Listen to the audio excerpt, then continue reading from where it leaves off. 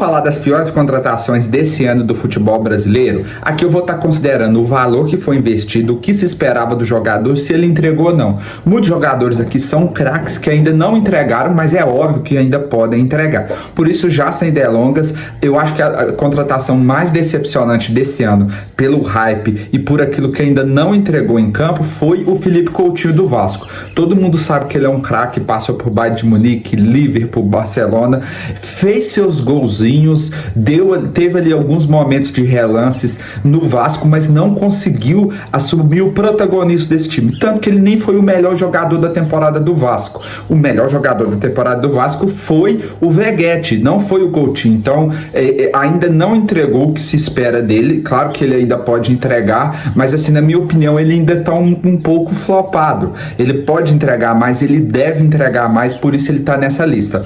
Um outro nome que não entregou, e aí nem números, porque foi nenhum gol e nenhuma assistência, foi o Bernardo do Atlético. A alegria nas pernas, voltou para o Atlético, chegou na condição titular, depois machucou, perdeu essa condição, e aí são vários jogos aí nessa metade de temporada e 0 gols e 0 assistências.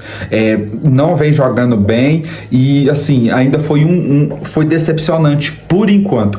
Um outro nome é o Alário do Internacional. Todos os times do Brasil queriam ele, o Palmeiras queria ele, chegou no Internacional e, cara, praticamente não jogou nada, perdeu gols incríveis e por muito pouco o Borré também não estava nessa lista, mas com a chegada do Roger Machado ele melhorou e foi uma contratação que por enquanto está se pagando. Um outro nome, sem dúvidas, é o Felipe Anderson do Palmeiras. Chegou com hype, chegou falando que era o rei da Itália, o rei da Lazio, que tinha contratação, que a Juventus queria ele, mas cara, por enquanto ele não se provou nada e tem jogado muito, muito mal ali na esquerda do Palmeiras. Foi muito decepcionante. Um outro nome é o Carlinhos do Flamengo.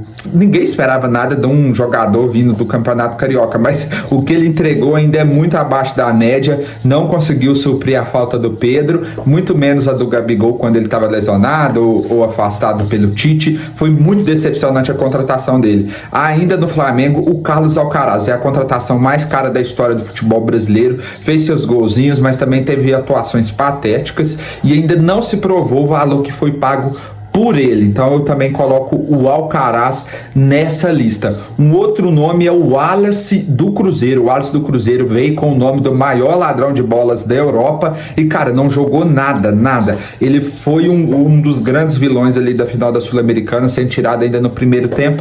O momento para se lembrar é o gol dele nas oitavas de final contra o Boca Juniors, mas ainda não foi...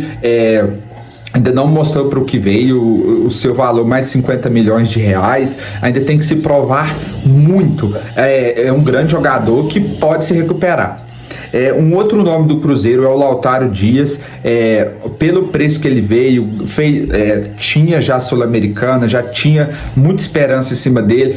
Começou até bem, mas depois, quando o Caio Jorge se machucou e a esperança foi sobre ele, a gente viu que o cara não conseguia dominar uma bola, não conseguiu fazer gol. E aí no último jogo ele fica no banco e o cara da base entra e faz o gol que ele não conseguiu fazer. Então eu também coloco o Lautaro Dias do Cruzeiro nessa lista.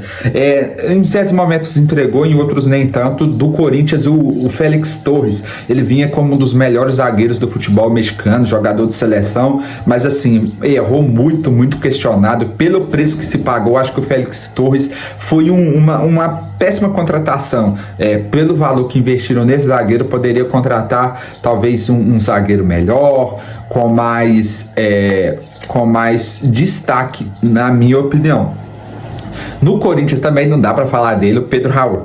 Pelo preço que se vestiu, porque desde que ele saiu do Goiás, ele não entregou no Vasco, ele não entregou para o time do México que ele foi. É um jogador limitado, e eu não sei de onde tiraram a ideia que ele seria um jogador para o nível Corinthians, ainda mais o salário dele e o quanto se pagaram para tê-lo. Então acho que foi era uma contratação que já estava escrita que daria muito errado.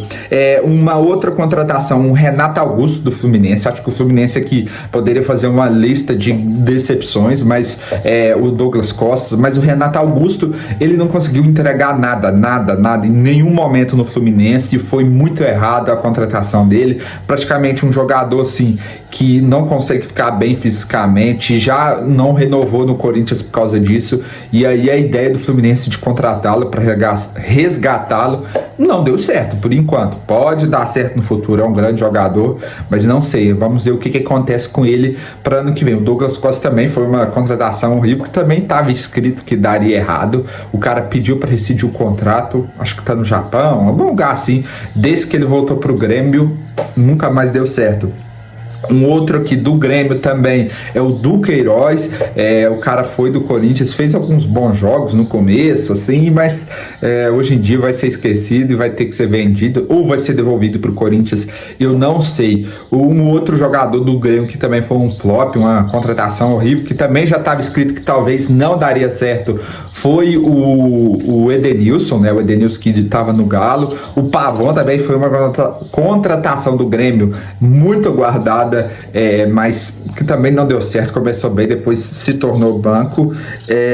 No São Paulo, eu tenho aqui duas contratações, assim, que é o volante, o Luiz Guilherme, né, que não performou bem, e o Jamal Luiz, que, cara, um cara que é estrangeiro, que tem língua inglesa, que jogava na Premier League, você espera o cara chegar e mostrar seu talento, mas até agora não se provou ainda.